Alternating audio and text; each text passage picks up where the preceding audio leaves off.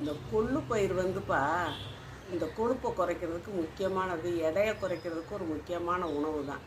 அது வந்து இந்த இரத்த குழாயில் கொழுப்புகள்லாம் அடைச்சிக்கிறது இல்லையா, அதை அப்படி அடைக்க விடாமல் ரத்தம் நல்லா ஓடுறதுக்கு அது வழி செய்யும்.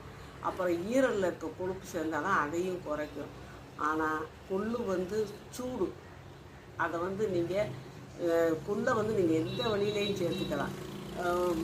கொள்ளு சுண்டல் வச்சு சாப்பிட்லாம், துவையல் அரைச்சி சாப்பிட்லாம், இந்த கொள்ளு பொடி இட்லி பொடி மாதிரி வச்சு சாப்பிட்லாம். மற்ற இட்லி பொடிக்கு நம்ம எப்படி அரைக்கிறோம் அது மாதிரி கொள்ளு பொடி வச்சு சாப்பிட்லாம். அப்புறம் கொள்ளு வந்து கொஞ்சம் அரிசி சேர்த்து அடை மாதிரி கூட தட்டி நம்ம சாப்பிட்லாம்.